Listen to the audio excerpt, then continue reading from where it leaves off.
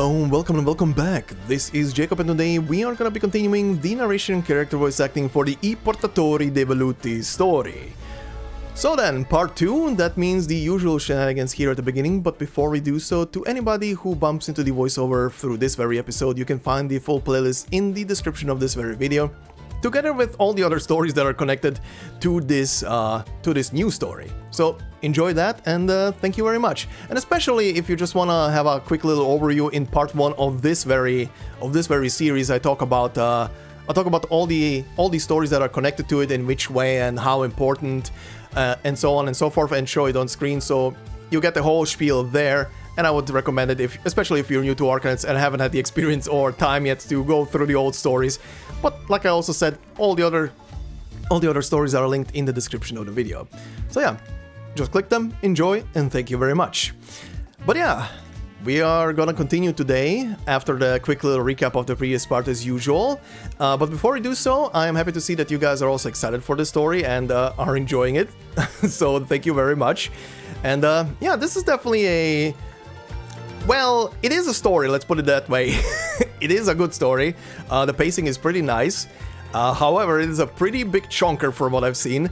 I was curious how big this story was, so I looked up the word count on the on that story reader thing that people usually use to show you the graphs, right? So I'm gonna put it right now on screen because I can't remember from the top of my head right now. But I think this story is like the 5th or the 6th highest word count story in Arknights right now. Yeah, this is a chunker.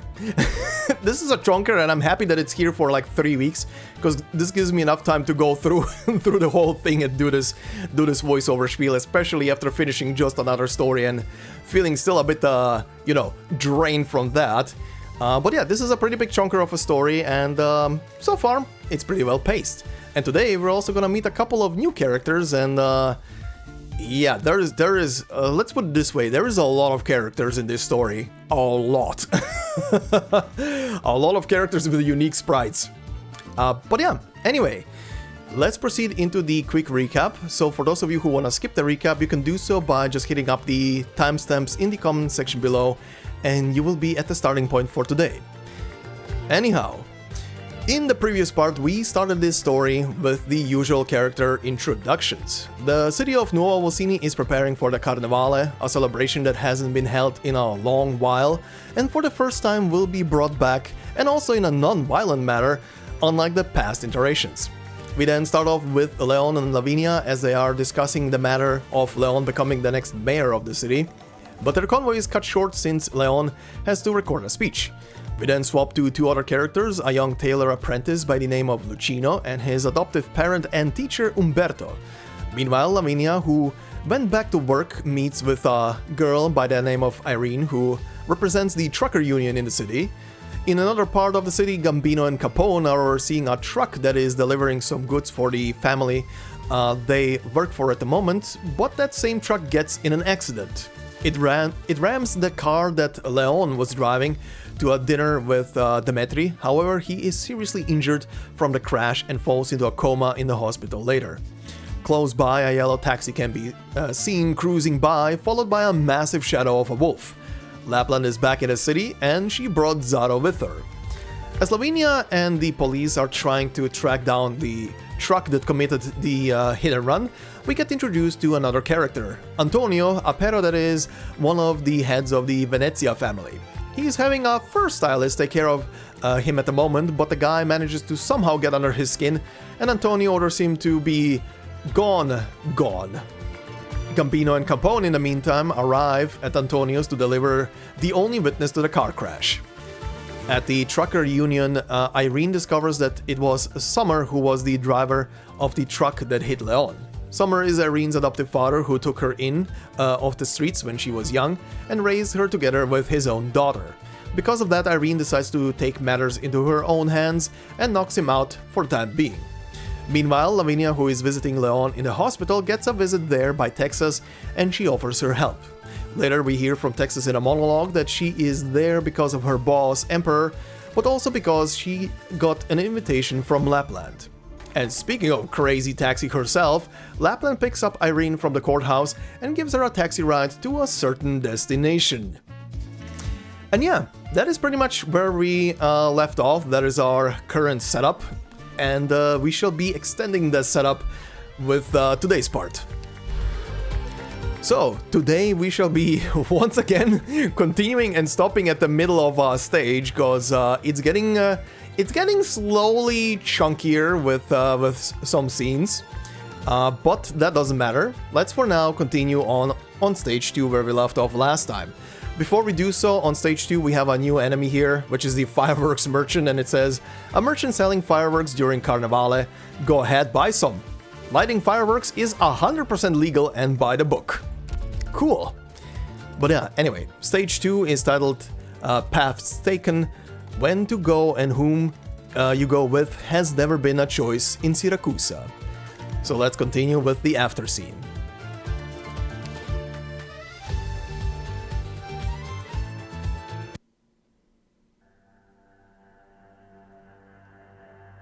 November 6th, year 1100, 10:15 p.m. Your timing is impeccable, Dimitri. I just opened a bottle of wine. Did you do it? What? Don't play dumb with me! That car accident that has left Leon fighting for his life. Don't tell me you know nothing about it. Calm down, Dimitri. You followed Bernardo all those years, yet it seems his wisdom never rubbed off on you. I don't like being accused of something I didn't do, and more importantly, I don't like it when a man who needs something from me carries himself like that. Tell me everything you know. No. That accident, I don't know any more about it than you do. But I want to tell you a story. A story I don't tell very often. A very personal story. So please, pipe down and listen well, alright?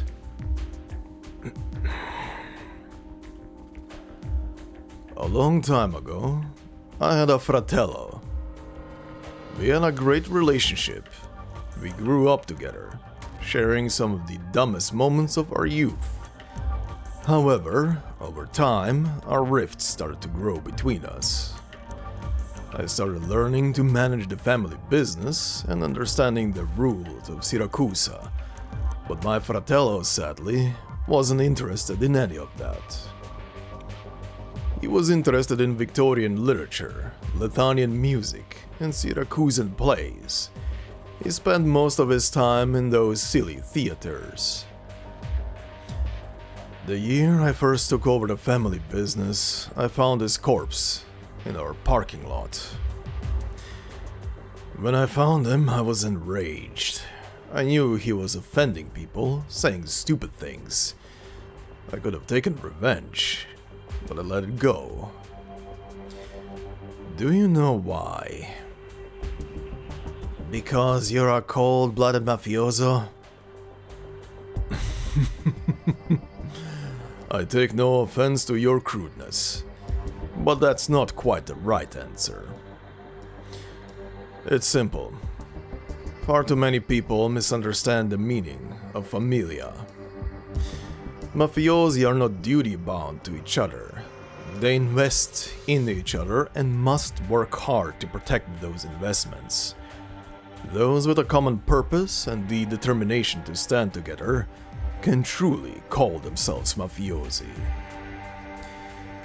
The moment my fratello chose a different path, he was no longer an associate of my famiglia. What are you trying to say? I don't like to debate with other people. Business is all about finding mutual understanding. If you truly care about avenging your fratello, you should go to City Hall and ask for their help. Here with me, it's strictly business. Well, that's about all the time I have now. My calendar is all booked up. I have to go meet a client. I will handle the matter with Leon. It has nothing to do with you. Don't let me catch you stepping over the line.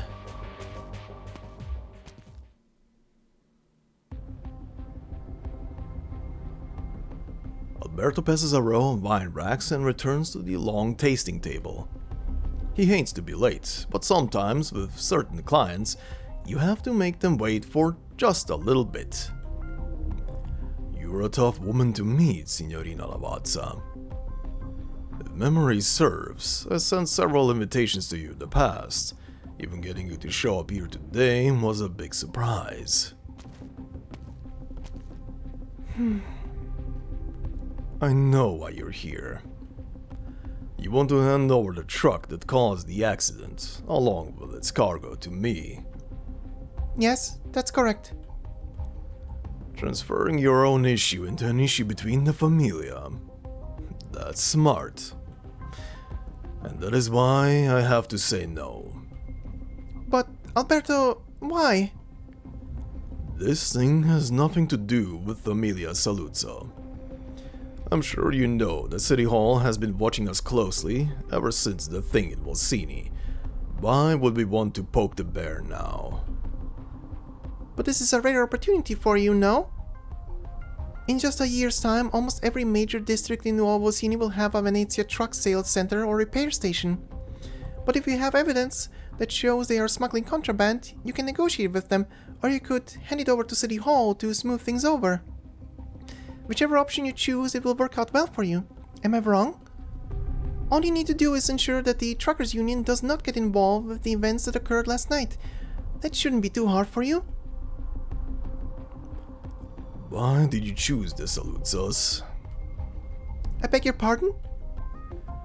The Medici's investment firm, the Leoti's pharmacies, the Genovasi's sugar mills, the Rocca steel factories. There are countless families that have entered Nuova Volsinii by way of their front business.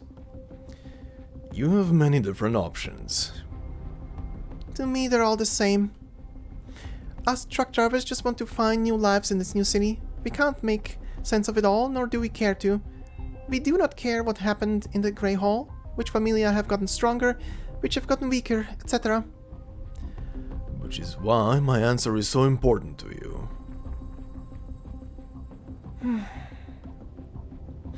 I grew up in Sicilia. I haven't seen my parents since I was a child. The manager of a supermarket took me in when I was about 10 years old. He already had a daughter, but he treated me like his second one.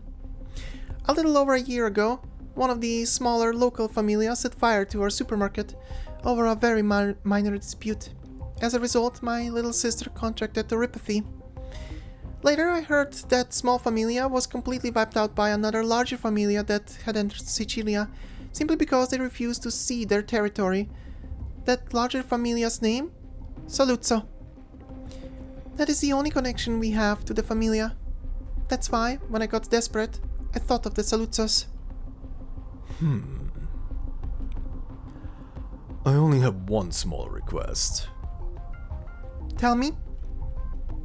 I hope that in the future, the Truckers Union will be able to do some favors for Saluzzo Vino. Favors that only the Union can provide.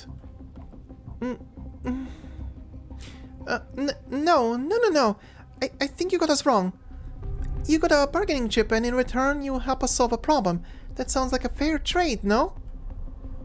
The Truckers Union will no longer have any dealings with Famiglia Venezia, and it won't establish any kind of relationship with Famiglia Saluzzo. You can't? Alberto does not reply. Eirene shakes her head forcefully. She will not let her mind get carried away. You're running short on time, Signorina Lavazza. You just told me a Siracusan story. A good story at that. So, when you choose to solve things the Siracusan way, you must remember, the minute you take a seat at that table, many things are out of your control. Alberto opens another bottle of wine. He pours the wine in the decanter and waits for it to breathe in the air, a graceful gesture.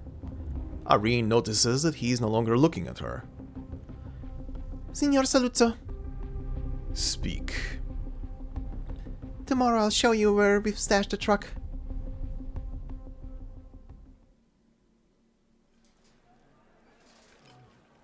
November 7th, 2:45 p.m. We're almost there. The port of Nuova Volsinii is straight ahead. Whoa. What's wrong, Noemi? You've been here before. Do you ever get a funny feeling when you come here? What? What I mean is, every time I come here, I don't know where I should stand. I always feel like I'm in the way.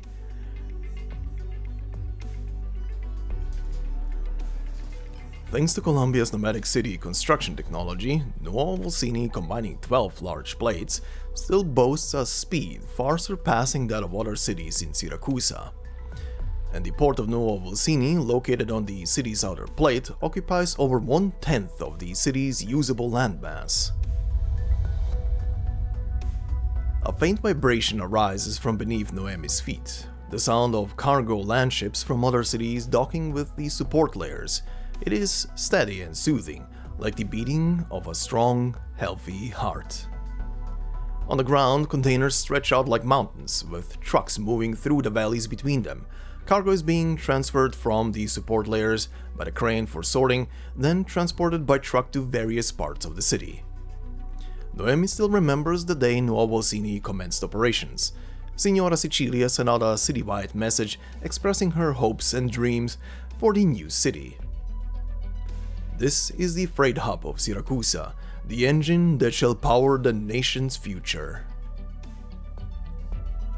Noemi, we were very busy today. I wanted you to wait in the office. You're the one who insisted on following me here. I may still be in training, but I can help out. Maybe I can even crack the case. Well, I only started this job 3 months before you. Neither of us is all that experienced. Papa wants me to settle into this job quickly. It's a decent profession, and serving as a police officer means I'll be able to protect my family's pizzeria. Okay. You already said all that stuff to us on your first day on the job.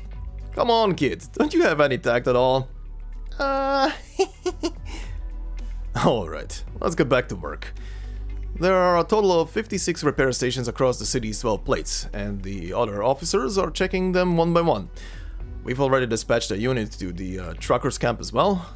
So, the port of Nuova Volsinii is the last place left. Almost all of the box trucks conduct business at this port. But finding one truck in this huge place? It's searching for a needle in a haystack. A fitting analogy, but a bit exaggerated. We've got to get a move on, or we'll be here past sundown. Let's start here. You go east and I'll go west. Remember, we're looking for trucks with any sense of damage. Don't overlook a single dent, ding, scrape, or scratch. Got it!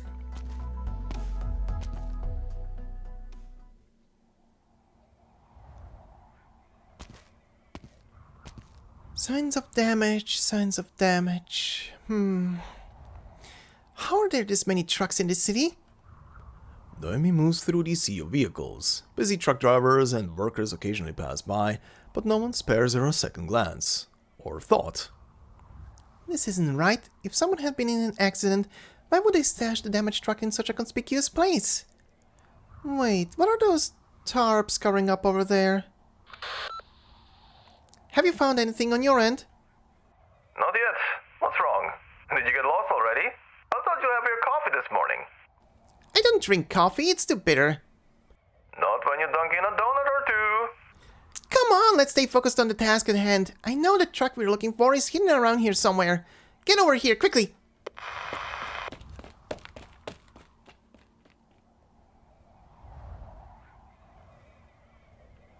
November 7th, 3:15 p.m. You hit the truck in the port of Nuova Volsinii. My guy picked up the goods here. He was only halfway out of the city when the accident happened. It happened so suddenly. He was too afraid to drive the truck over to Famiglia Venezia or back to the trucker camp. The truck's capping got all busted up. The damage was far too noticeable, so he had to turn back. He drove back to this port, the place he knows best. Where exactly is the truck? Over there. That's... The place where all the floats are parked. Floats? These giant floats are modeled after the mythical beasts from Siracusan legends. They're going to be the big surprise of the Carnevale. City Hall spent nearly 6 months preparing them. They will lead the Carnevale parade across the central avenue and through the entire city. Under the gaze of all the citizens, they will bring the festive atmosphere to its peak. The port officials have covered them with a tarp, so as not to ruin the surprise. The drummer hid a truck under the tarp. Yes, Summer disguised it as one of the floats. I'm not sure exactly which truck it is. Wait for me here. I'll go talk to the dispatcher.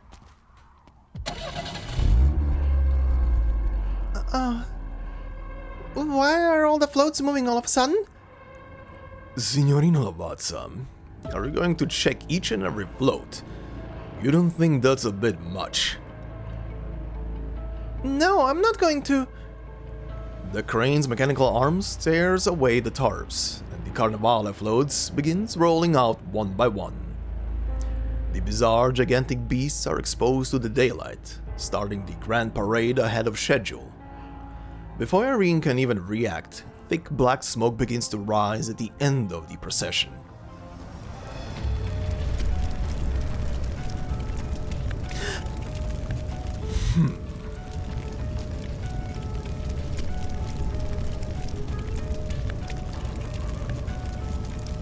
As if unnerved by the sunlight, one of the floats bursts into flames. It is the wolf, one of the legendary deities born of the wilderness. When the twin moons are high, the wolves sneak into Siracusan's dreams, invoking their primal nature and teaching them to survive.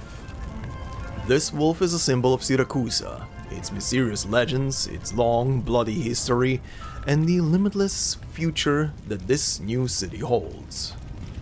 But now the deity is bathed in flames, and Siracusa's future is slowly turning to ash. What's going on? Noemi, tell the workers to put out the fire now! I'm on it! Wait, look at that float! Doesn't it look like it's been in an accident? You mean this is the truck we've been looking for? The one that hit the acting mayor? That fire is getting out of control. If we wait for them to put it out, there'll be nothing left. You think this fire was accidental? I just think hiding the truck among the parade floats, then setting it on fire all just to destroy the evidence? That's both too complicated and blatant. Or maybe that's what they want. It's a message, a provocation. The fire completely engulfs the float, its flickering flames making it appear as though it were alive. The onlookers can almost hear the towering wolf ablaze, roaring in the inferno. A gust of wind blows through, carrying the thick smoke which spreads like dark clouds, enveloping the entire city. Suddenly Noemi thinks to herself, maybe being a police officer is harder than it looks.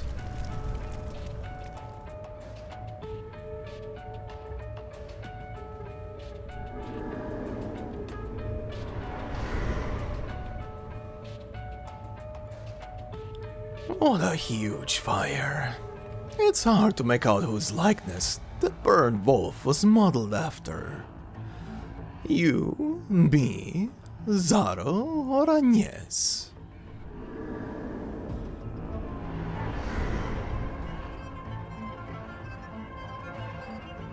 Not any of us.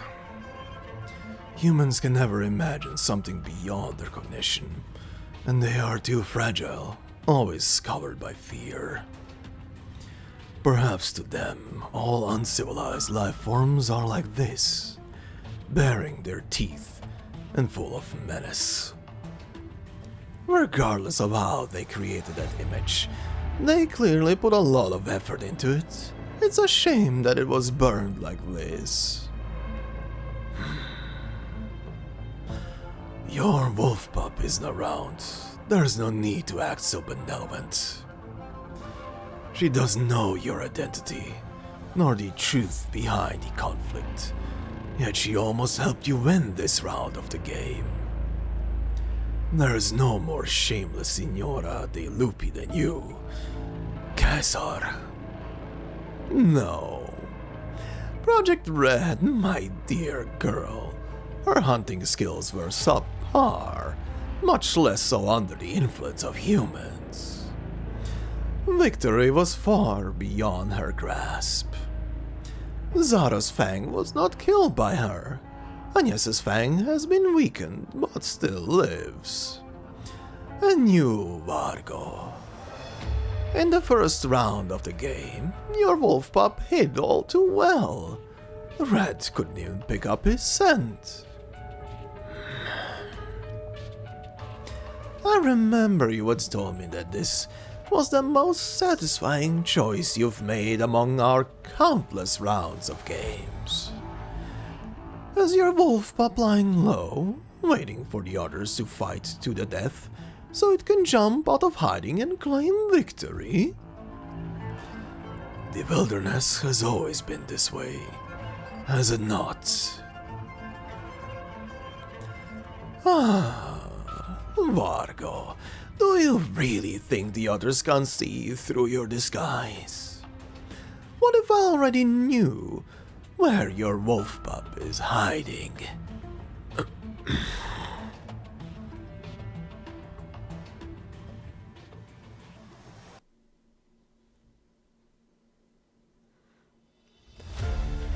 Alright then, now we know where Eirene was going towards, and well, she was about to make some decisions, and then the float got put on fire. Well, that's a thing.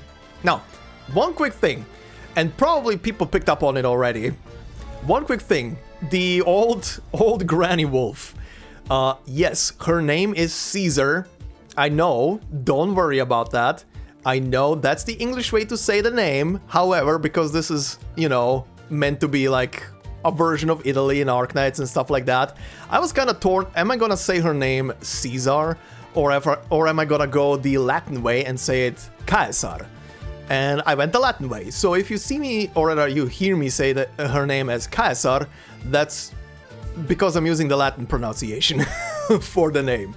It is Caesar, however, which is very interesting. And we got another wolf in the mix as well. Vargo is very, very interesting there. And they were also discussing the other wolves on top of it. So probably gonna get a couple more down the line, I would say. Well, hopefully. I have no idea right now. But anyway, we move on to stage number 3.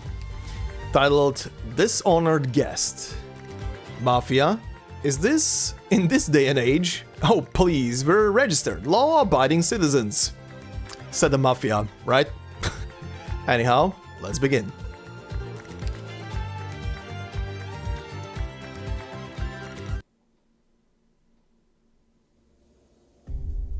Every hunter runs into a wolf before they go into the wastes. The wolf says, mulberry wood makes sturdy bows, and stones can be sharpened into deadly blades, but you must shed the clothes on you to survive, for it is the only thing that does not belong in the barrens. No one would believe it. So the hunter who kept his long coat on was caught by tree roots protruding into the corner of the coat, and snared by vines so tightly he could not move until he heard the beasts encircling him. Another hunter covered himself head to toe in armor, was washed away by the river current when the water rushed into the tiny gaps between the metal plates, dragged down into the mud on the riverbed. Only one hunter took the wolf's advice and received a gift from it. The wolf tore off its own pelt and placed it on the hunter. The fur fit him so well as if he was born with it. It helped the hunter survive countless dangers unscathed. The pelt was so smooth and clean, when the hunter left the wilderness, not a speck of blood could be found on it. And the hunter never took it off. November 1st, 8:10 p.m. Even the hunter's descendants had a custom of wearing clothing so fitting yet comfortable, and slowly it evolved into the suit you commonly see on Siracusans today. No, you've been telling me this story from when I was a baby, and I still don't get it. I've grown up and you're still telling it. Lucino, I'm nearly done with these two suits. We just need to sew on these buttons. You accepted this order on your own accord, so we must be meticulous in our work, no matter who the client is. Go fetch the buttons from the back. You won't miss them. They have the Saluzzo's emblem. Shouldn't I first bring them to Signorina Lappland for a fitting, and then we adjust the clothes afterward? As you taught me... It's fine. That Saluzzo Signorina doesn't need it. I'll decide if they need any alterations. But she didn't request to skip the fitting. I know what's on your mind, boy. Sometimes our clients request complicated designs. Sometimes they don't even have a picture of it in their head. But it's not our place to probe too much. Remember, Lucino, Tailor de Montano did not gain a reputation purely from our precision tailoring. People and materials are the same. Know them before making any moves. Go get those buttons. It's time to finish this order. Okay. Lucino looks at the two beautiful sets of attire. They are completely different to any suit his grandfather has ever made. A magnum opus, to be sure, worthy of the made by the Montano labels. He just wishes to be part of it, that. Lucino subconsciously pats his pocket. Inside are a few buttons he privately made himself, also engraved with the Saluzzo emblem. I'll get them at once, Nonna.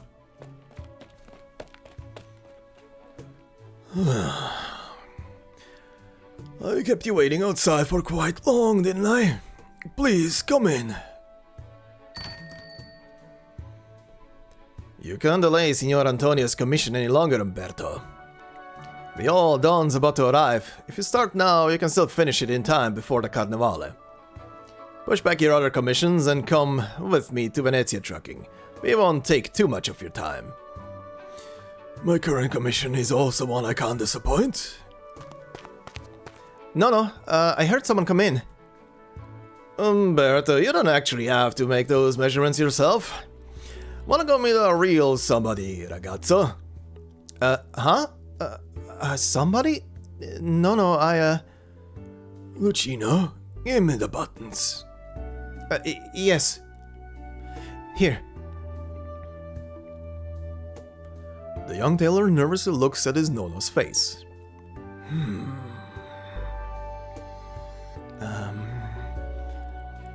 Not bad.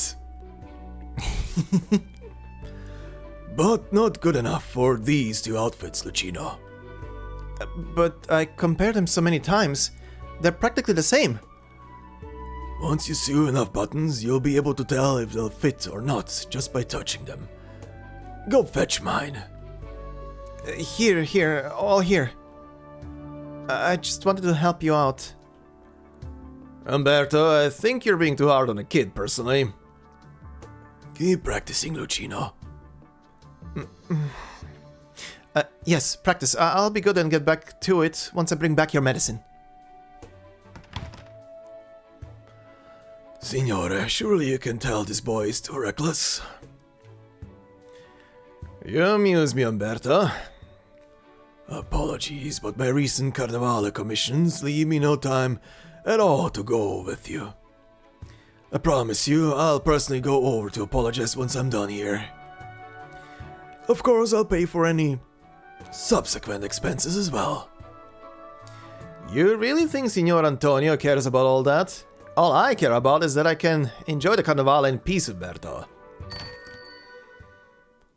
Umberto de Montano? Figured you'd be here.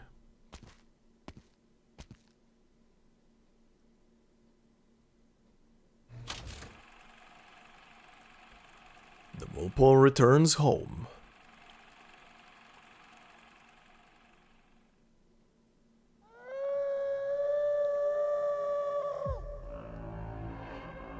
You shouldn't be here, Zaro. You lost your fang in this round, so you ought to return to the Barrens and wait for the next round to begin.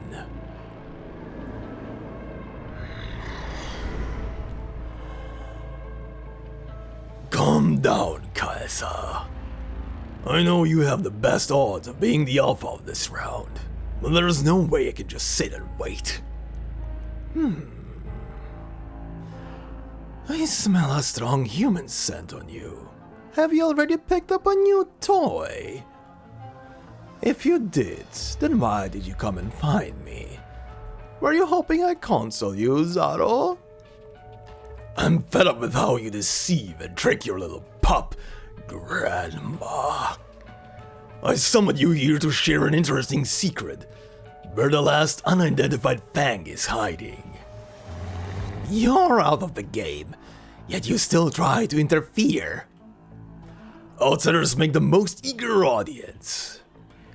Caesar, the bloody stench beneath your merciful appearance and your thirst for victory. I've always been able to sniff them out, despite your efforts.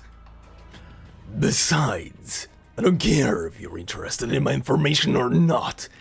I'm merely relishing it. Your pup has a keen sense of smell. A pity your unidentified fang has spent decades cleaning the scent of wolf of himself. Umberto de Montano, a pathetic tailor.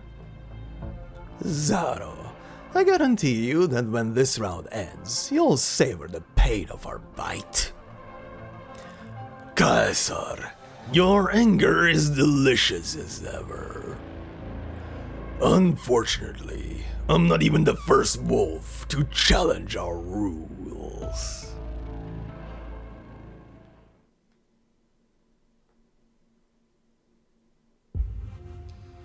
Volpo, you a tourist?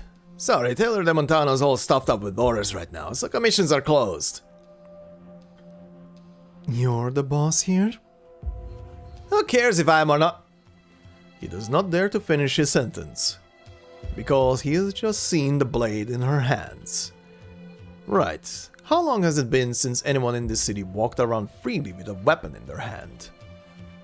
A smile remains on the woman's face, but he has a feeling. One more word from him, and her blade would surely stab through his throat, even if they are in Nuova Volsinii right now. Signora, this man is an employee of the Venezia Trucking. Trucking? The famiglia sure has changed a lot since I left. Volpo? The scar on her face, this suit, and that blade. The homicidal lunatic that defected and left the famiglia? But 6 years ago, didn't she already? You should go, Signore. Please send Signor Antonia my regards. Of course, my prior promise to you remains true. Cazzo! Grazie, Umberto.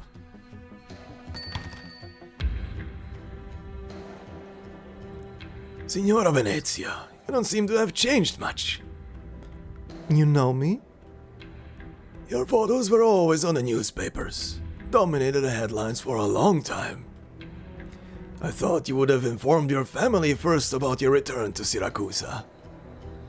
I left them many years ago. I came here looking for you. Yet you're not here to kill me. There's a familiar scent on you. Vargo? Yes, he found me in Higashi through his connections, and we made a deal. Flashback. Are you sure you want to have our conversation while you bask in the sun and roll around in the red leaves?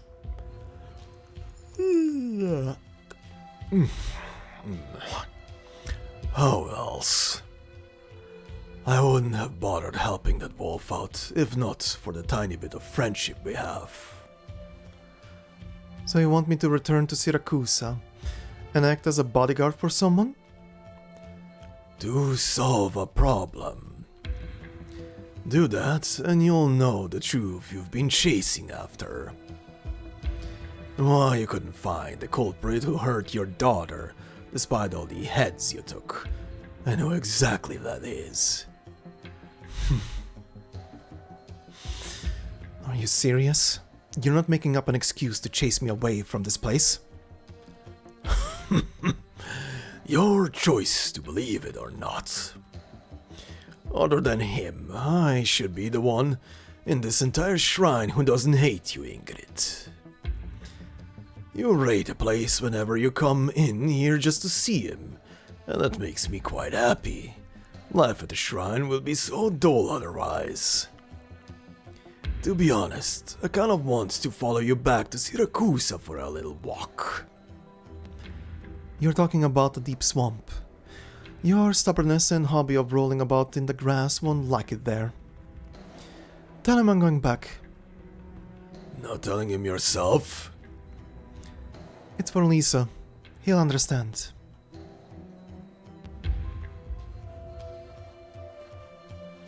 After I came back to Siracusa, I also met with the Signore de Lupi. You, Umberto de Montano. I honestly could not have imagined he really chose someone like you if he hadn't stated your very name. A humble tailor like myself?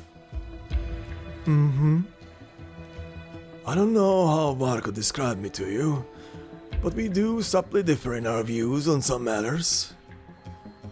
You don't look so good, Umberto.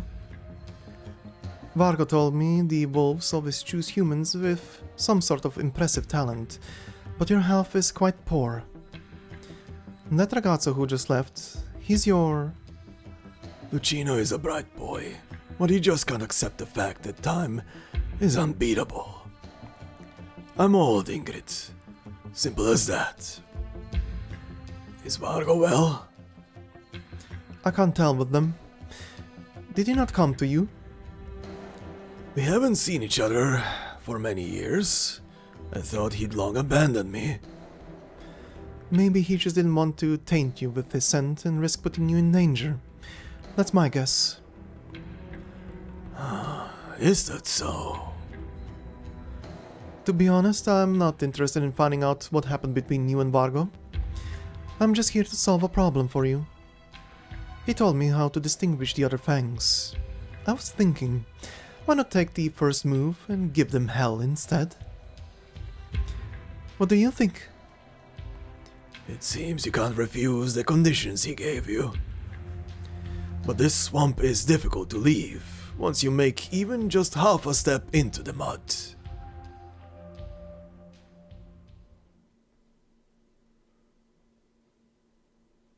November 5th, 11 p.m.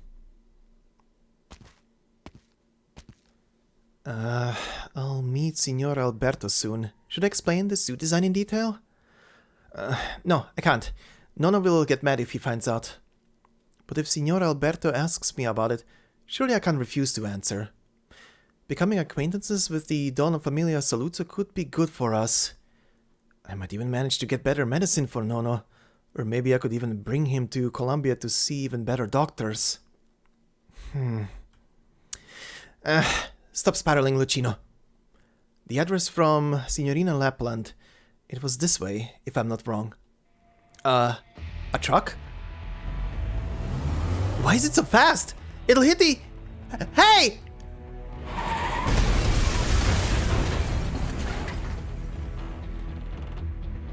Lucino hugs the intricate box containing the suits as he stands on the street corner and witnesses the accident happen. A truck fully loaded with goods suddenly crashes into a car that was just about to turn at the intersection. Glass shards scatter all over, the vehicle frames wrecked out of shape. A tire pops out from the truck. Help! Help them out! Merda, everyone's gone to the main street for the show. Hey, just hold on in there. I'll get you out. What are these? Hidden inside the tires?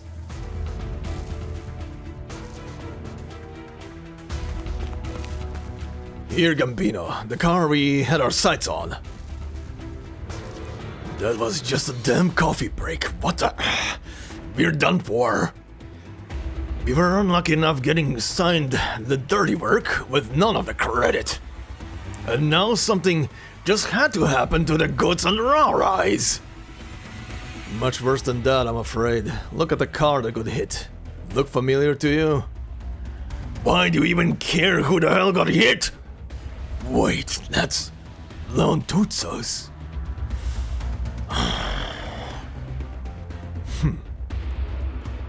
I gotta say, what you said about going back to Lungmen wasn't so terrible after all. Let's get out of here before the cops and boss find out. We'll slowly settle the accounts between us after we're back there. We're told to get a sliver of hope here. There's no way we can just throw in the towel now. Don't forget why we came here to Nuova Volsinii, why we joined Venezia trucking. No Signore Sicilia, no Great Hall, and no restrictions from the other famiglia. Who knows, we might even manage to make up a famiglia of our own, Gambino. See the kid across the street with the box? He's the only witness. Maybe he caught a glimpse of the goods stashed inside the truck too. I got you. Up to us to decide if he saw anything. You're such a scumbag, Capone. Just trying to keep myself alive. And leave a good impression on the boss at the same time. Let's go. Take him and tell them we got the sole witness with us. And the goods? That's for the recipient to think about. Don't forget, the boss stressed again and again we're just cover. As for Leon Tuzzo, hope is fine. Andiamo. We gotta get that kid before someone else does. You are here to help? Over here, someone's still inside the car! Lights out. I'll carry him. The box he was carrying. Take it with us. Don't leave any clues behind. You sure no one saw us? Obviously, the first thing I did here was to survey the surrounding area. Go.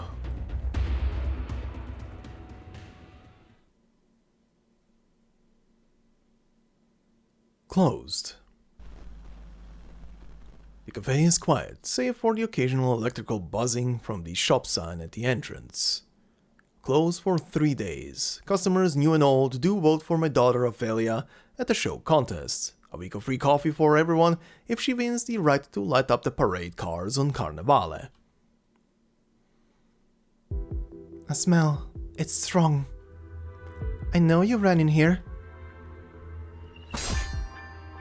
Sparks fly when a passing arrow strikes the dagger in Project Red's hand, and the impact numbs her hand slightly. Quick reflexes. No wonder I'm not done hunting yet. But I've got you now. Huh? I caught you. Ow! If you weren't a fang, I wanted to invite you to the pack. Too bad Agnes wouldn't agree. Grandma is waiting for me. I must hunt you, and then the last one. Huh. Having second thoughts? No, not anymore. I don't want to let Katsu down, Grandma even more. Best not get too close to a hunter! Lunacup turns around and she shoots an arrow, and quickly slams into a window, shattering it and escaping into the streets. Don't move. I won't miss this time for sure. I need to confirm one thing with you before I drag you back to Agnes. I see Varga was telling me the truth. The Wolfpack is restless. I spent quite the effort to find you two. Though the rest will be simple to do. You have a smell that Agnes hates, but you're not a fang. You know her, Project Red. Just show yourself, I won't shoot on sight. No. But her blade, sharper than mine. For real? There's no telling who'll win like this. I know. I will reach her first. The red figure dashes towards Ingrid, and Lunacup quickly turns to aim at the blade-wielding Vulpo. Not before my arrow does. 3 shots, and I'll have her cornered. Behind you. Trying to distract me?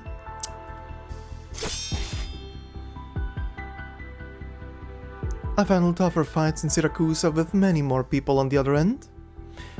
But I'm always the last one standing. No exceptions.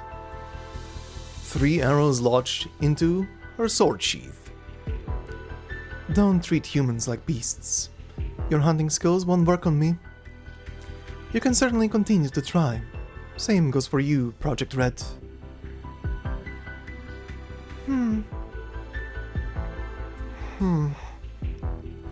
This is not over yet. My blade, not sharp enough. Come. You can't hide from me forever. I won't wait any longer for Vargo's answers.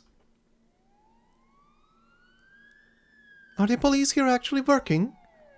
I should go. The accident, the fangs, and the Famiglia Venezia's shadow. I see Siracusa is welcoming me back with even bigger surprises.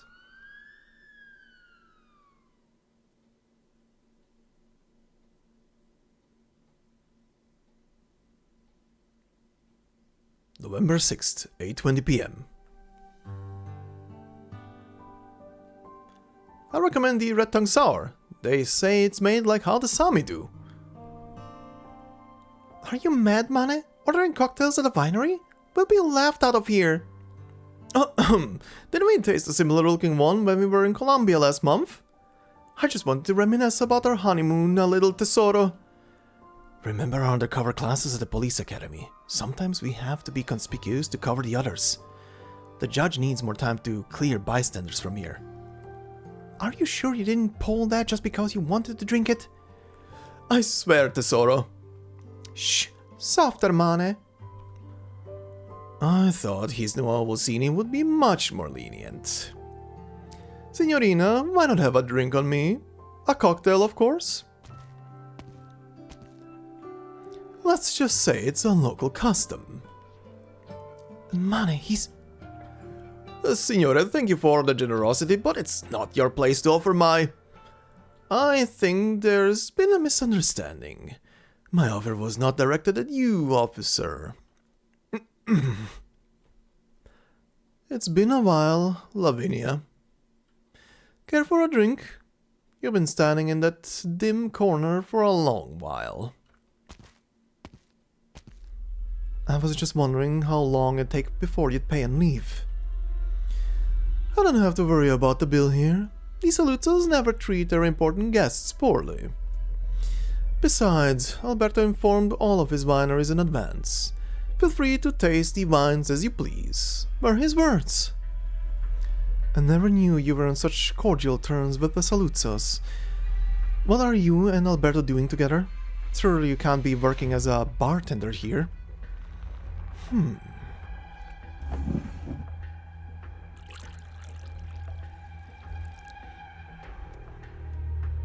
Lavinia, I didn't come here to be interrogated.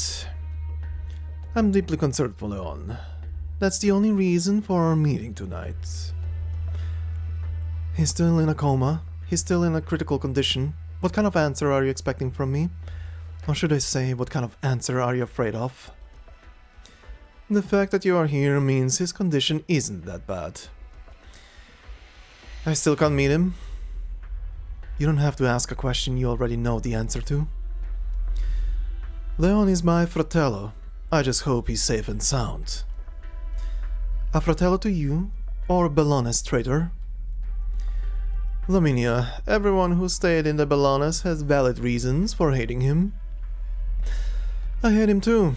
I don't agree with his choices and how he does things today, but I wouldn't deal with him in such a despicable way. That won't serve as a valid testimony to clear you from suspicion.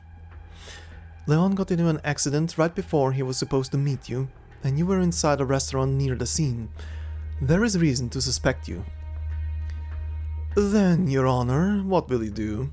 Haul me into your court and slowly interrogate the truth from me? I know many of the customers here today are in fact officers. I won't arrest you without decisive evidence. This is how the law operates. We won't act according to the rules of the Famiglia. But my suspicion towards you remains. I'll get to the bottom of this, no matter if you're innocent or not, no matter who was involved. I will get to the truth. The Metri looks at Lavinia's determined eyes and sighs. You haven't changed at all, Lavinia. Still the same as your newbie judge days, daring questioning a familia dawn. I never liked you that much, but thank you for taking care of Leon for me. Also, I still have to say, I'll also investigate Leon's accident. I want to know who the culprit is too.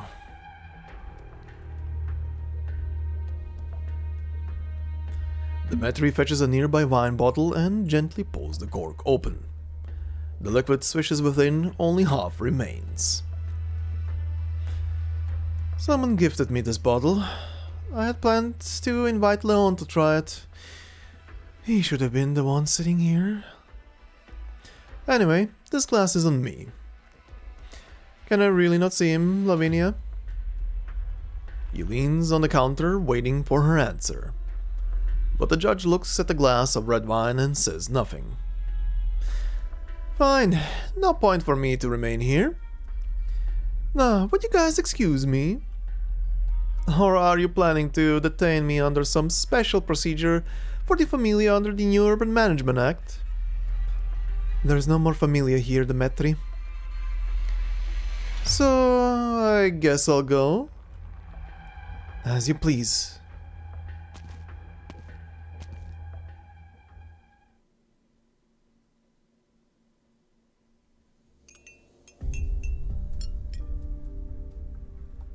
As laid back as ever, Venezia Senior. Do your men know their Don is currently sitting in an ordinary restaurant right now, while they're waiting to welcome him at the port? I just missed the food here. I didn't expect you'd be the first face to greet me. Come, have a seat, my friend. This restaurant isn't as ordinary as you think. I found a chef here from Sicilia. Makes the most authentic bolognese. You should try some. The younger ones love talking about the future, which isn't a bad thing. However, some traditions shouldn't be abandoned, especially when it comes to Siracusan cuisine. Anyone who tried innovating a new salutes of winemaking method would surely be buried 6 feet under in the vineyard for fertilizer. That's right. This bottle of noble rot wine is the first of our new collection. Take it as a welcome gift. 1069. Nice. A good year. I can find all of Salute Savina's vintages and subsidiary brands on my rack, but it's been a long time since I've received a bottle from you personally. We haven't been in contact much, Alberto. Just a decade. The Morettis ignore the Dodici Familia's ban on competing with the other familia to monopolize the originium trade, and recklessly tried to wipe us out. Familia Venezia stepped in as a mediator back then. You are certainly worthy of our respect. Recklessly tried to wipe us out. Maybe I'm just old and my memory's failing me. But as I recall, it was the Morettis who vanished from Siracusa. You swallowed all their originium business, secured your seat in the Grey Hall, and that granted the Saluzos the current status in Siracusa today. I'm sure you've experienced more like this than I have. Our sparse communication has been a boon to us. No one knows what Signora Sicilia would think of our meeting here. Really? She banned Carnevale herself, and yet it's come back from the dead. Perhaps she is much more tolerant in Siracusa than we or everyone else in the Grey Hall could imagine. A brand new city celebrating one of the oldest festivals. Surely no one would miss attending. The young ones at City Hall are simply doing this to declare that Siracusa will change inside out. From here. I just thought of the late Bernardo. A self-righteous fool. Not very nice to badmouth a friend who's no longer here. I saw trucks going in and out where the police directed traffic, and I couldn't even tell a single family member from the unmasked pedestrians. Even the weather here is better than the other Siracusan cities. To be honest, the famiglia might not disappear the way Bernardo wanted, but I was finding it hard to believe this was still a Siracusan city until you showed up. The Venezians have integrated into the city very well, Signore.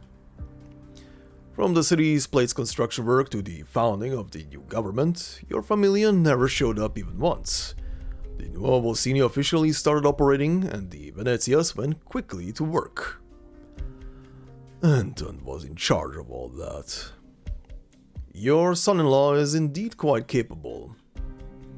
Venezia Trucking has never flouted any of the new Urban Management Act rules, and even works with City Hall to investigate illegal acts by the other familia. The younger ones are always more eager to get with the times than we are. But time is unable to sweep the familia's stain away. You know better than me what your vehicle company is doing under the table. I suppose that's enough gossip for today. Alberto, I've been wondering when you'd finally start talking about the business at hand. You knew what I was going to talk about. Not many news stories in Siracusa these days. No matter where you heard it from, or whatever it is you're planning, this old man might not be able to do much. Be it the City Hall or Anton, be it a threat or offer to collaborate, I have nothing to do with it all. Times have changed. I can't say if I like it or not, but I definitely can't stop progress. So I thought, why not leave it to the younger generation instead? Not afraid they would screw up? Why not wait and see? The Venezians climbed to our current position in just 3 generations, and it was not because of the older generation sticking with their views. We have Volpos, Perros, and Lupos with no blood relations. It is precisely because we accept anyone with ideas with open arms that we are what we are today. What I'm doing now is no different than what the old Don did. I came here just to enjoy the festival, but I'm happy you were the first person I saw. But old men like us ultimately need to act with decency. Decency? I see it's still a favorite in your dictionary. That is why we Venezians have managed to stick together to this day. The familia's decency frames what we should do or can't do. What say you, Alberto? Anyone else and I would have called beast shit. But you? I can only admit that it's truly valuable in Siracusa. Mind getting me some spaghetti bolognese? You'd best open this noble wine now instead of bringing it back to Montelup. I'm craving some myself after seeing you enjoy your meal. After all, I fear a chance for a leisurely meal like this will be quite rare in the future.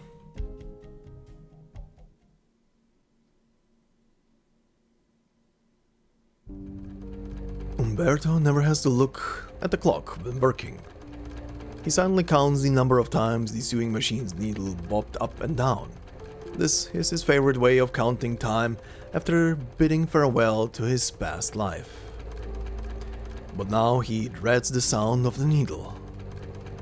The old man's eyes are puffy from his long, excruciating day, but he forces himself to keep on sewing to keep it together. Is that you, Lucina? Signor Umberto? Oh, it's you, Anna. Yes, I'm here to collect the suit I ordered. I formally start at City Hall tomorrow. Is Lucino out? He, had something to do. Wait here while I get your suit.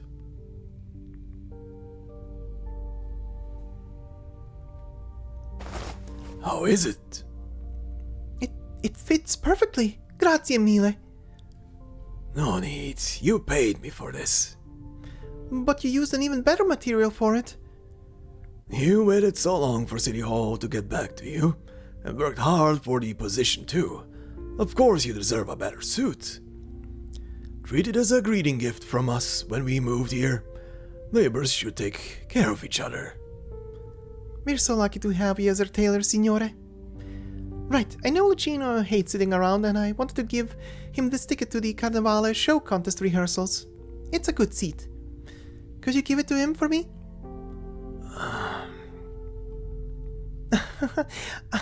Everyone knows you only want the best for the boy, but sometimes it's good to let him live a little. He should enjoy his life sometimes, right? Grazie. I'll pass it on to him. I gotta tell you, your boy has a keen eye. When I was here last month queuing for measurements, he was excitedly telling me which customers were important government officials or famiglia guys. He's so proud you're making clothes for those higher-ups. A clever boy indeed. But most of our customers, most people who look for a tailor, are actually just regular civilians. It's rare they get a reason to come here, a rare job opportunity, a beautiful wedding, or even a dignified funeral. Everyone deserves the decency of tailoring, and we at the Tailor de Montano hope to operate for a long time on this basis. I admire you, Signor Umberto. I'm sure Lucino will be an excellent tailor in the future with a great teacher like you. Lucino, hold onto my hand tight. Do you want to live together with me from today onwards? The child had just barely turned 3 when Umberto found him in a farm with mud all over his face. Your eyes are like his, like my son. You cry?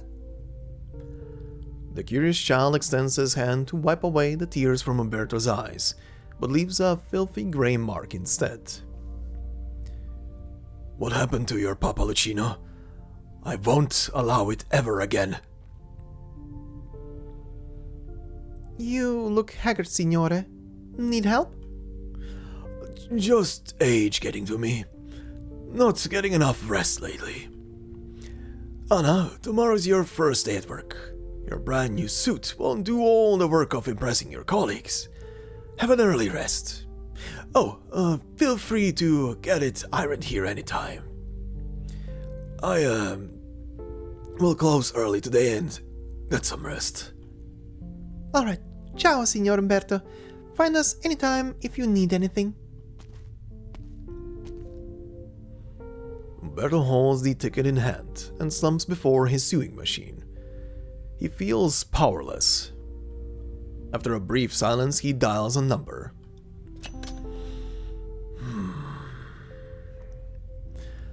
I know there is no cause to contact you, but this is the only way I have left. Lucino's been missing for a whole day. I can't go to the police. I'm afraid that the boy might have gotten himself mixed up in some mob matter. If you're listening, I beg of you, help me find him. He's the only thing this old man is concerned about. Please, Signora Venezia.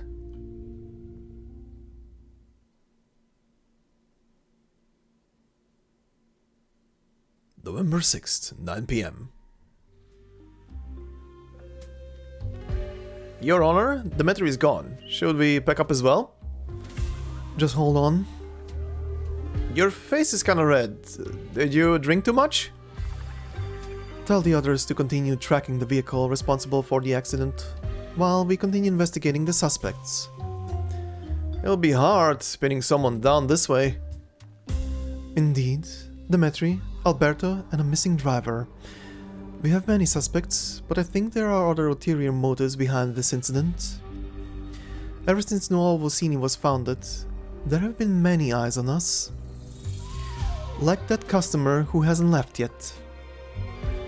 Lavinia looks at a corner. The winery lights are bright, but the wine racks cast a shadow in the corner, with a Vulpo sitting in the dark within. Her bottle is already half gone, and she has been keeping her distance from everyone else the whole time, so much so that no one has noticed her blade blatantly left on the table. So that's why you didn't call it a day yet.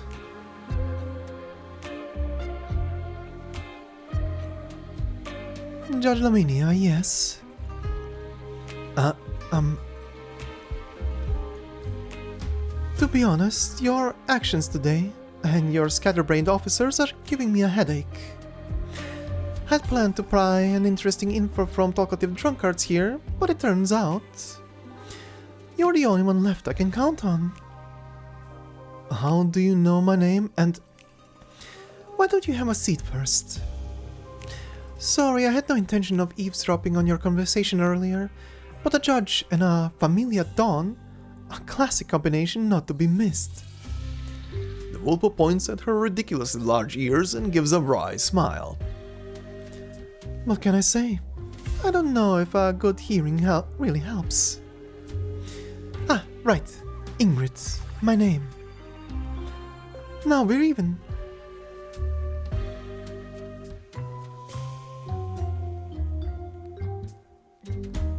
You've been staring at my blade for a long time. Just a prop. I can register it at City Hall if needed. I've been away from Siracusa for too long and haven't gotten used to the new rules yet. Ingrid. I think you know very well these promising officers around us won't be much help. Are they all under you? Does Nuova Volsinii have the police and judiciary together in the same unit? We make do with what we have in these times. They're also serious about their work.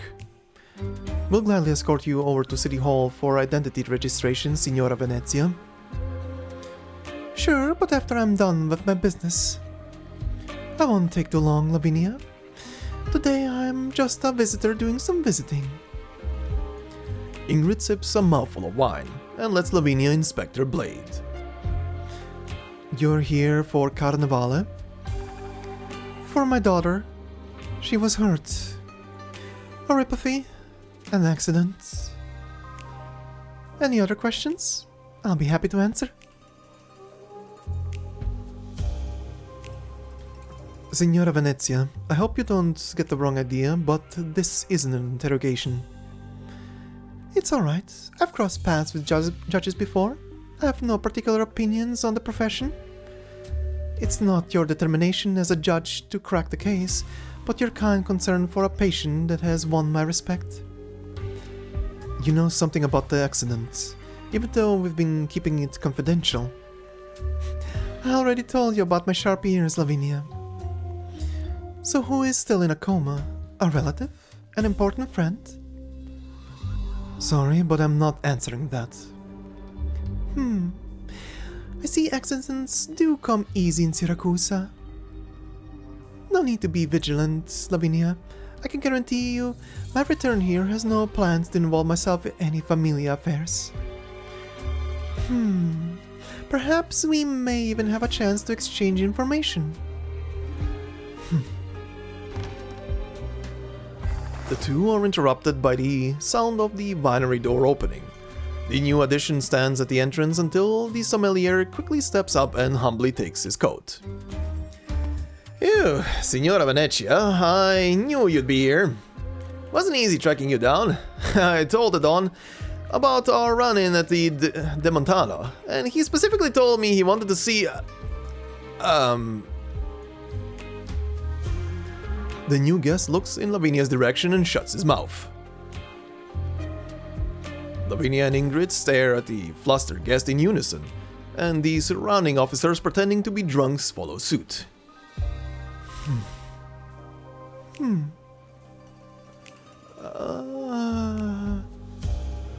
Signore, we've decanted your wine for you. Allow me to show you the way. No, it's fine. I just remembered something. Oh, please, wait just a moment while I fetch you a bottle of our winery's newest... my dusk beast back home's giving birth today. I shouldn't miss it. Lavinia watches him hurriedly grab his coat back from the sommelier. He puts it back on and even tips his hat off to her before he leaves. Early this year, that man was jailed for 3 months for attempting some trouble. I didn't think I'd see him out so soon. Of course, he absolutely did it on his own and had no relations at all with Venezia trucking.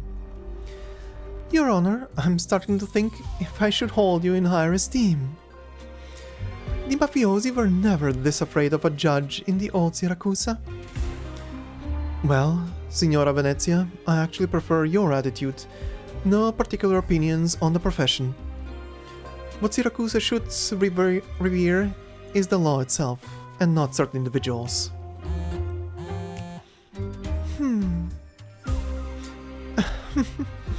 A novel idea, though I fear I must get going now.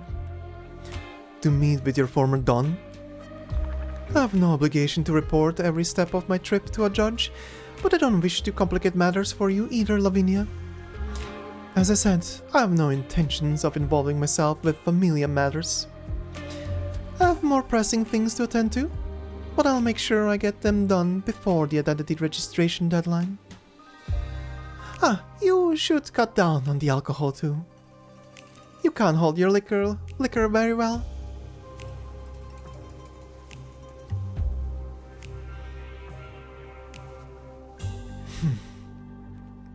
Lavinia watches the Vulpo leave and directs the eager officers with her eyes to stay put.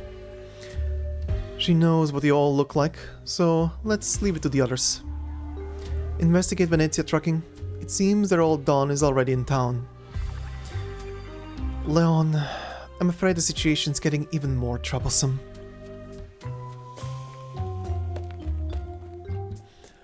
Your Honor, the tech department guys just sent over some data from the scene. We need you to review it. Wasn't that area's monitoring system broken? It's not from that. A private car that broke down was parked in the area for several days and its dashcam happened to record something. A suspicious individual was spotted in an alley. Look, this silhouette looks like a Vulpo wielding a blade. What's the matter? She was just here.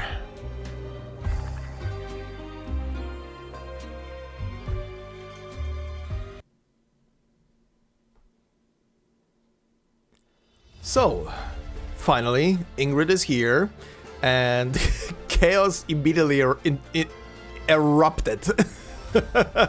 Holy shit, also that dinner scene is peak. Both comedy and just the whole scene. That was great.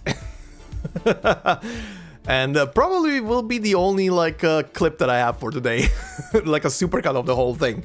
But yeah, anyhow, very interesting stuff. First off, Zaro delivering information to Grandma. Yes.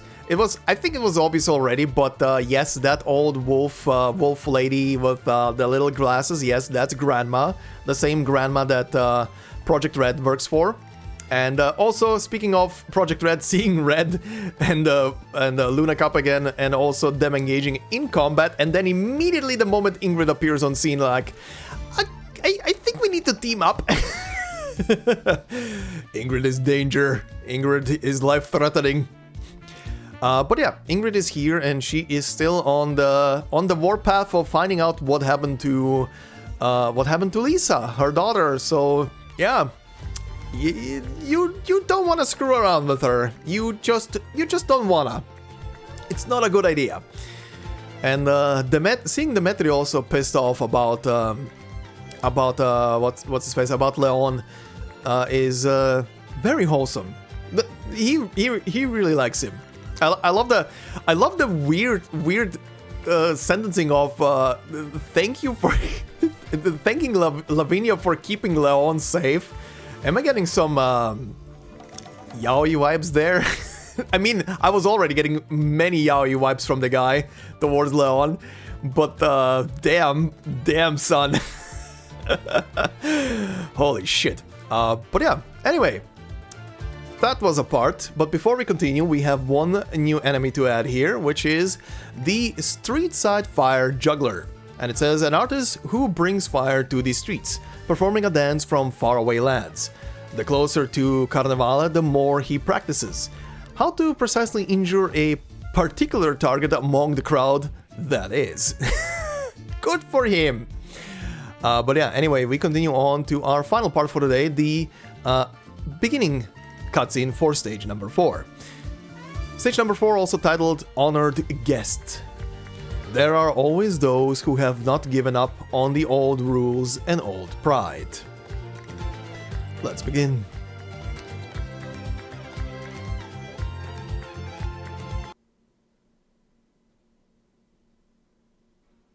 November 7th, 8:30 a.m.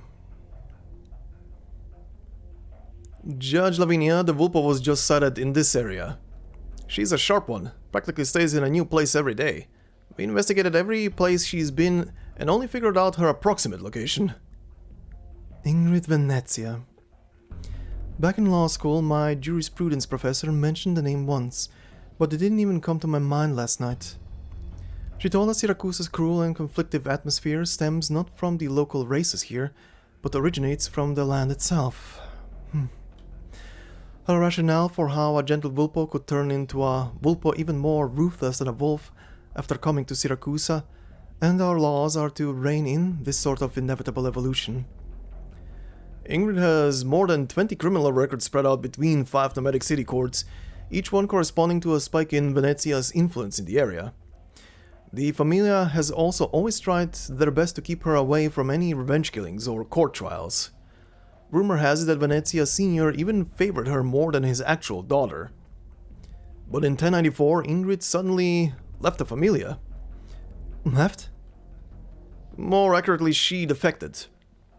Venezia Trucking expanded their business to Terniden.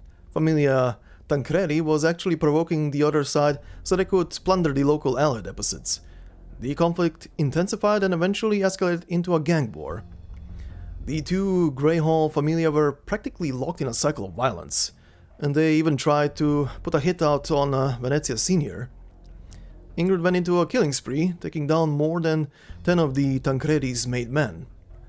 Strange thing is, when Signora Sicilia personally came down and the two familia finally managed to start negotiations, Ingrid ignored the Don's order to stop and continued her slaughter. I saw the records. The stuff she did freaks me out even now. Motive? Unclear.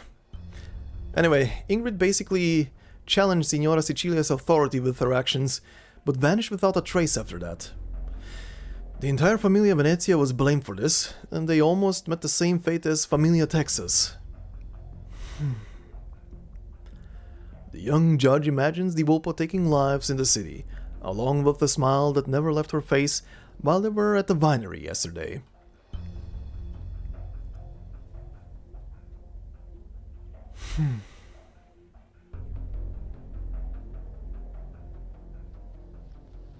Judge?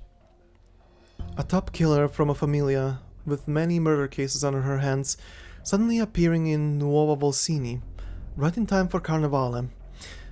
We can't let her move as she pleases. You mean, The familia here have all passed their background checks. Every member and weapon is registered and strictly regulated. Someone like Ingrid is likely to act as another person's blade, regardless of whether she knows it or not. We need to capture her first at all costs. Yes, but, this area is huge. We still haven't managed to nail down her exact location yet. If the information about her and her daughter is accurate, I'm sure she's headed towards a certain place. Lavinia looks toward an inconspicuous sign not far away from them. Rhode Island Branch Office.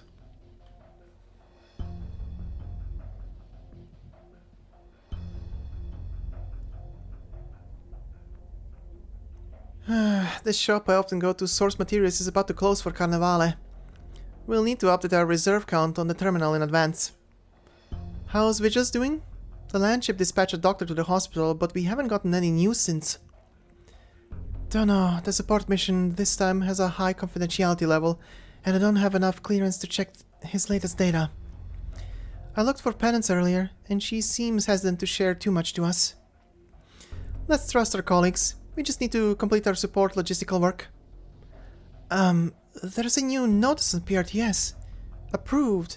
Application to increase security level of Nuova Volsinii branch office.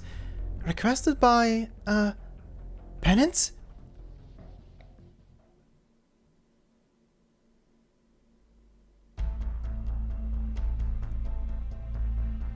There's a Rhode Island safe house here too.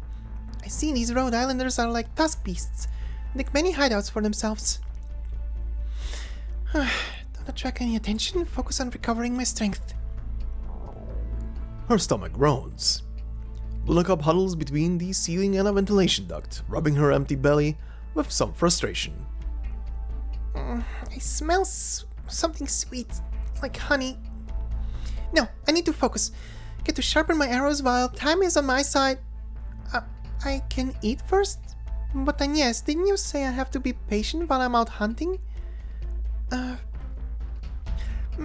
My stomach can wait. I don't want you to lose. Yep, I'll do everything else you say, except for this. I don't want to let you down. Lunacop hides in a corner, grabbing her bow and taking aim, almost instinctively. Not a wolf. It's the kind of smell that Agnes hates. My nose isn't sharp enough to tell which one you are, but I know one of you is hiding in here. You have 10 seconds to leave this place. I'll wait for you outside. Of course, it won't be hard for me to get around Rhode Island employees to deal with you, but I'd rather not take the risk. So do me a favor. I'm trying my best to avoid leaving a bad impression on Lisa's co-workers.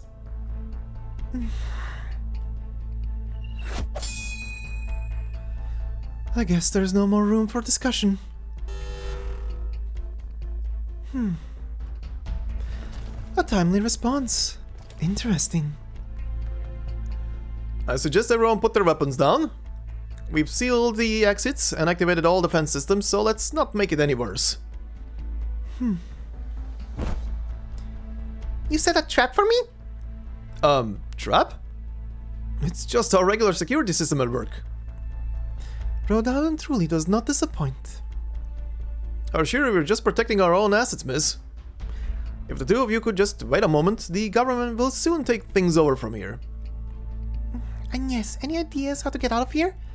Agnes? Agnes? Where are you? We meet again, Ingrid.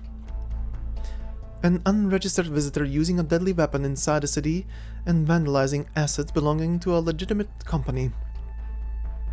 This time you will have to come with me for an investigation. And her? Ingrid points at the girl who is still warily observing the situation developing around her. We'll bring her along too. Agnes needs me. My hunt hasn't ended yet.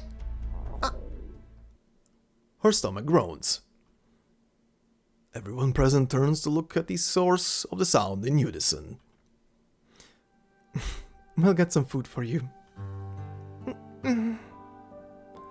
Please, Signora Venezia, I don't wish to have the police act. You want to protect her? That is something for us to consider.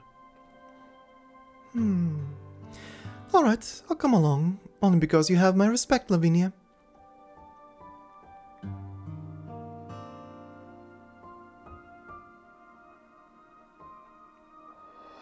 Judge Lavinia, we're done with the pre-registrations. The rest of the process will be a breeze. I said I'd cooperate, didn't I? Alan told me about the game. You're in it too? Like her? Lavinia looks at Lunacop. Grazie mille for the honey biscuits. Lunacop gobbles down her food as she keeps her eyes on everyone around her. So, can I leave already? I have important things to do. I'm no fang, Lavinia. I told you, I'm just a mother in search of justice for her daughter. Hands off my bow! Judge, shouldn't we take her in? What if...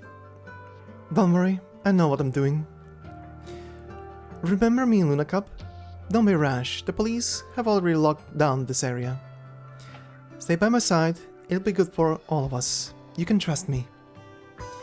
I only trust Agnes. Bernardo trusted me too. He's dead. But his heir still lives. I want to ask Agnes about this, but she hasn't been replying to me for a while. Stay with me, and you won't have to worry about getting into trouble. You'll have more time to contact Agnes too. Ingrid quietly watches Lavinia as she persuades Luna Cub. The girl covered with wild scent is hesitating. Ingrid knows an opportunity approaches. If Lavinia can get Agnes's fang under control, that will save Ingrid a lot of trouble. The other fang in hiding would surely come to her. If you notified me earlier, this misunderstanding we're having here could have been settled in a much more decent manner. Long time no see, Sorella. Signor Antonio. Salve, Judge Lavinia. I made my way here just to submit the required documents and company testimonials to help Ingrid Venezia complete her identification registration. You... Leave this to me, Sorella. The Venezias have always been happily cooperative with the government. Your Honor, I know Ingrid's recent actions have violated a couple of rules in Nuova Volsinii, but I believe none of them are serious. Let's see. Not registering on entry, using personal weapons in public spaces. Oh, and vandalizing legitimate company assets, yes? Yes. Regarding the last item, Venezia Trucking will discuss compensation with the involved company as soon as we are able. Signor Venezia, you can just tell me what you want. Bail. I'd like to bring my sister back home. Everyone misses her so much. Wait, Antonio? I didn't want to drag the family in. There's no need for you to fight with City Hall for me. It's not just for you, Sorella. It's for the famiglia too. You may have your own opinions, but Papa and I still regard you as one of ours. I want every Venezia to have a clean record in Nuova Volsinii. Besides, there's no need to censor the word famiglia here. Everyone knows it's the foundation of our very lives. Nuova Volsinii just wants a declaration from us. Forgive me for my candidness, Judge Lavinia. I understand. Your company's enduring cooperative nature with us relies on both sides being honest with each other. However, are you sure you want to stake the entire company's reputation to vouch for Ingrid, Signor Venezia? Why not? It would have been the same with the old Don. Venezia Trucking will ensure the government that Ingrid Venezia will not step afoul of the law during her post-bail probation period. If you find any clear evidence of her doing so, I will personally accompany her to court. Lavinia's head hurts. The other party's request does comply perfectly with standard procedures. Ingrid does have a right to be released on bail, but it shouldn't happen now. I can't refuse, can I? You really excel at dealing with the government, Signore. Because I know you are not the inflexible type. After all, I can clearly tell you know our little friend here with a huge bow, and you have no problems with her actions either.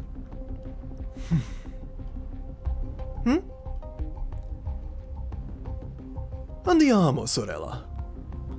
Someone else will handle the formalities for you. I know why you're back in Siracusa. We can help you with Lisa's matter.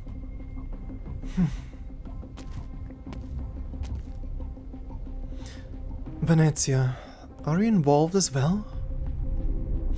Ah! What's wrong? I just got bitten by a tusk beast that came out of nowhere. A tusk beast? Wait, where's Luna Cub? Isn't she right next to... She suddenly freezes. There is only air. Where did she go?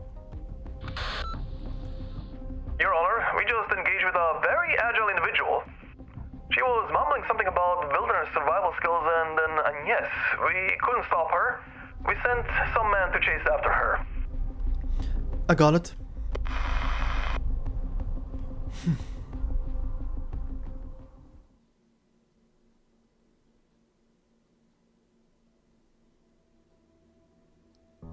To be honest, I thought we'd never get a chance to see each other again until the famiglia started considering an expansion in Higashi, sister. Stop calling me that, Antonio. We were never that close, and I'm no longer part of the family. Alright. Judging from their attitude towards you, I see you'll be the next Don. You're looking more and more like the Don. Not just your attitude, but your appearance as well. Your ears and tail. Did you become more like Bella after your marriage, or have you gotten some work done? Ingrid, why are you still like this? You don't like it when people make fun of you, but you don't hold back when you're on the offensive. Really now? It's been a while, Ingrid. Papa and I missed you very much. He took you in and raised you as his own. When I joined the famiglia, you were the one he trusted the most. He loved you as much as his own daughter. But the chap who fled here from Bolivar and became a hired thug to avoid starving to death, he didn't know a soul here and could only tuck his tail and try his best. Combat-wise, within the walls he wasn't any much stronger, so what could he possibly offer such a big famiglia in exchange for a place of his own? Be it a Vulpo's compassion for a para or the most reliable member of the famiglia doing it to appease her subordinates. Basically, I wouldn't be standing here today if you hadn't helped me out. You're overthinking it. The Don cares about many things, but decency will always be top the list no matter what. He'll never let family members exclude or fight each other. That wasn't my point, Ingrid. Oh? I have to become Venezia Jr. This is my way of repaying what you did. 6 years ago, the day we fought the Tancredis, and it felt like it would never end, you were the one who pulled me out from the pile of corpses. I didn't do it for you. Lisa was only 9 when she was hurt during the Tancredis' plot to assassinate the Don. I don't care who orchestrated it, they should all perish. I know. I'm just admitting the fact that you saved my life. Enough with the niceties, but you and him have more important things to deal with. When I had just arrived here, I was collecting information when I overheard some wise guys at the bar bragging about your achievements. Antonia went with Venezia's senior and asked to meet Signora Sicilia, and then sat at the negotiation table alone. Even though the other party gave him a hard time, he still managed to save a factory in Terni for the Venezias. Look at you now. Got what you wanted. It should have been you instead. But you insisted on going your own way and escaping Siracusa. You may be a Vulpo, but I personally think you are more of a Siracusan than anyone else. I've never forgotten the first time I followed you on a mission. We were ambushed in an alley, and a blade scratched your face. There was so much blood, I wanted to send you to the hospital. But you said our opponents think we're dead, so now is the best time to get them while their guard is lowered. You need to be fiercer, Pero. Living in a Siracusan familia means living life on the edge. You may lose everything at any moment. If you aren't prepared for this, then you better run back to Bolivar. You always did everything better than the rest of us. You were my role model. So I don't care that you went on a trip and got married to a Higashinese man whom we've never met, or how you suddenly came back with Lisa in tow. Don't get me wrong, I was fond of her, as well as Papa and Bella. We gave her the best room and best teachers. We loved her as much as we loved you. Papa often said the ragazzina would only make you stronger, instead of becoming your weak spot. Enough, Antonio. Too many words. Say fastidioso. I didn't come back to wax nostalgic with you. Just tell me who hurt Lisa. You won't even wait until you see our father again. Come back and help me out, Ingrid. What happened with Lisa is something the familia owes you. I'll definitely help you. I don't want anything to do with the family anymore. It's the best way forward for both sides. Listen to me. We took great pains to establish a firm foundation in Nuova Volsinii. A brand new city, a new set of laws. There are many things to attend to. Papa's old, and there hasn't been any use for pinning his hopes on. You know what he's like. He's not willing to change, but he's much less willing to see the familia regress. And then Bella's death dealt such a big blow to both him and I. Bella's dead? Happened last year. You know, she was never in the best of health. I really need you with us, Ingrid. I think Papa wants you home even more than I do.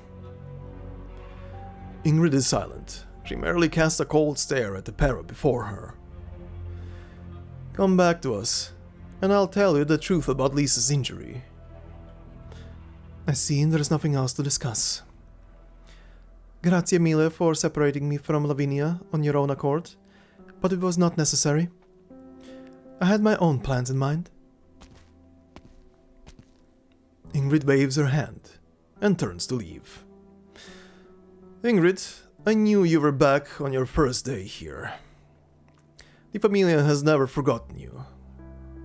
Also, I saw the familia crest stashed away in your pocket. You're not as sure as you make yourself look. The Venezia's doors are always open to you. Well, you're already a true blue Siracusan yourself. You honor me.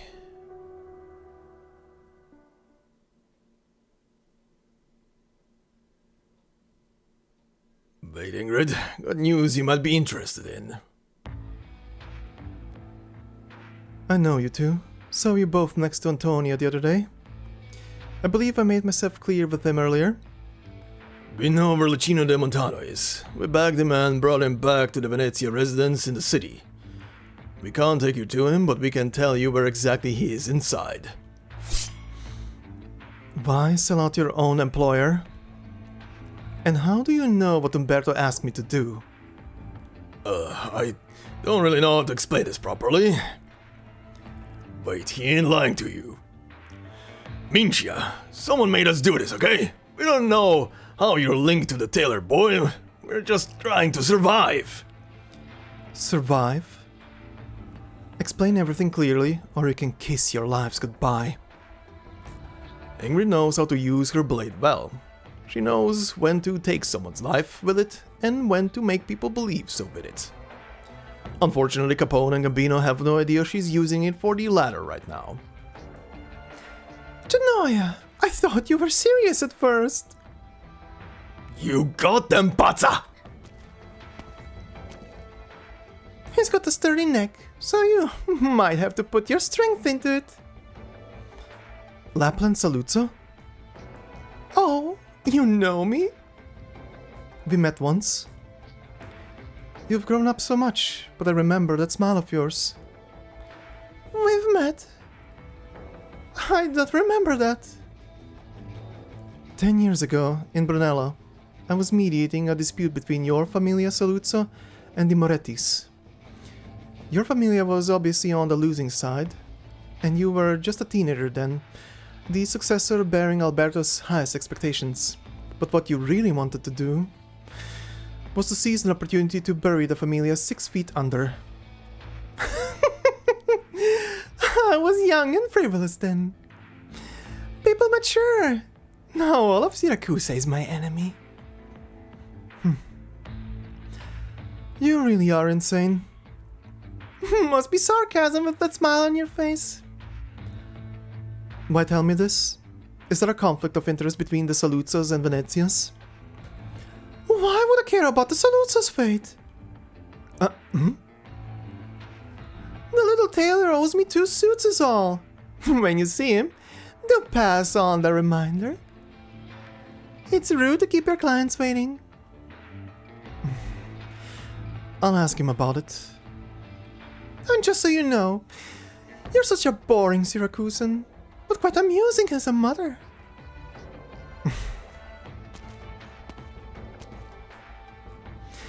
I see even messenger work is an arduous task for you two. If you want us to do stuff for you, let us tell the boss first at least. I don't want the Venezians after me. What else do you want from us, Lappland? Wow! I didn't think the both of you would be so willing to work for me. Relax, I'm not interested in poaching men from Pero. Huh? Just be good and stay by his side.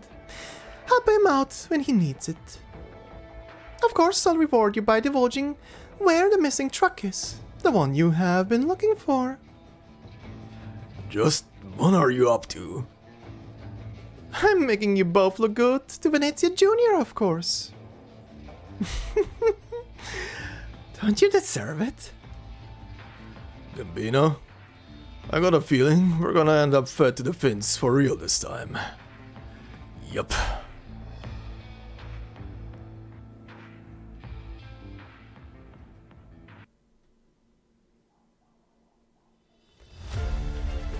Alright then, and there we go.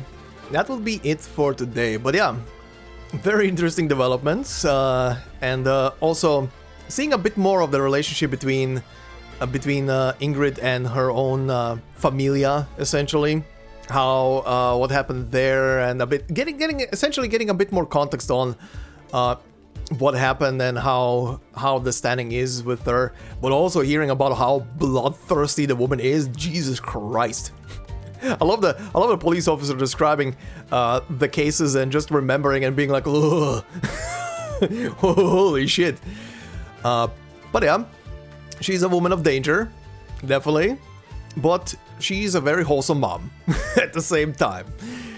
But yeah, interesting. Also Gambino and Capone appearing there before her, delivering the news, almost getting, well, not getting stabbed like the narration text said. She wasn't aiming to kill them, she was just aiming to scare them shitless. I do love the comedy between the two of them. I think we're sleeping with the fishes today for real. Yup. Those two, I don't know.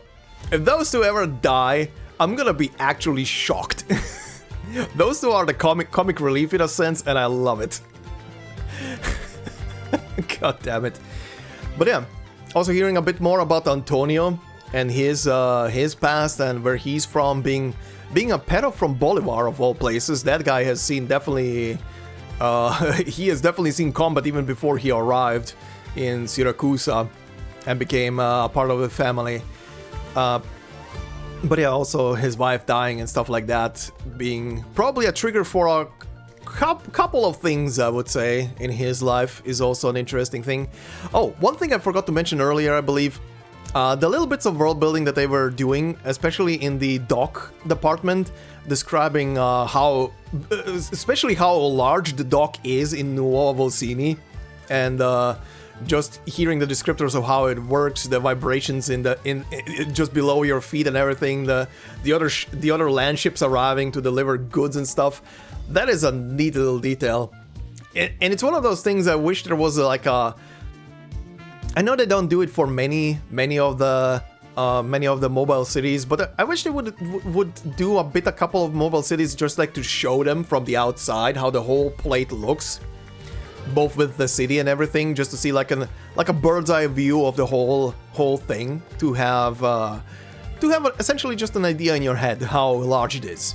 We do get to rarely see it. We do get to see the like cityscapes and stuff, but I would kind of wish they would show a couple of more of the cities on their threads and moving around. Would be very nice. But yeah, outside of that, the story moves on. The pacing is still pretty nice. I do like the developments. Also, Silver Wolf guy. What's his face again? The head, the current Don, the head of the Venezia family. Damn, that is a very well-aged gentleman. Damn. But yeah, anyhow, this will be it for today's part, and next time we shall continue obviously with more of this and see how far we get and what else happens. I do wonder what Umberto is gonna play into all of this, because I don't see him as a combatant. I wonder why he was chosen by Vargo, what his purpose is, because I don't see him winning. Outside of outside of if the only thing that could happen, like it was described in the story, is if if all the other contestants kill each other and the last one who is alive is literally just like barely alive and he finishes him off, but that would not happen, not with him. But he has help now, so who the hell knows what can happen out of this whole thing. I have no idea. I mean, Red and Luna Cup are not gonna die, but I have no idea how this whole shebang is gonna end up, considering that Lappland is also present, and I think she's gonna do some stuff to spice up the whole thing and deliver quite the Carnevale for everybody, if the animation is anything to go by. But yeah, also Crown Slayer has yet to appear in the story, at least in the parts that I have covered so far, but I think we're gonna get there soon, because she is supposed to be obtainable from stage number 5. So I'm presuming in the next episode we're gonna see her finally. Yeah, we'll see what that is about. But until then, hope you enjoyed this part. If you did so, please consider leaving a like, it would help out a lot. If you're new to the channel, consider subscribing. More to come, and pretty much everything of Arknights done and dusted on the channel. Just type in the name of the story and you will find it. And yeah, if you want to support me more directly, you can do so through memberships. No video will be behind a membership, purely there for support for me and the channel. Thank you very much to all the members already doing so. And yeah, I hope you have a fantastic day wherever you are, and I will see you in the next part. Enjoy the clips, and bye-bye. Uh-huh. Oh, okay. Interesting combo. The new guest looks in Lavinia's direction and shuts his mouth. Oh my god! Oh, the sudden mood shift! Ah, that is the moment where you step away from the table. You just walk away. Lavinia and Ingrid stare at the flustered guest in unison, and the surrounding officers, pretending to be drunks follow suit. Signore, we've decanted your wine for you. Allow me to show you the way. No, it's fine. I just remembered something. Oh, please, wait just a moment while I fetch you a bottle of our winery's newest. My tusk beast back home's giving birth today. I should miss it.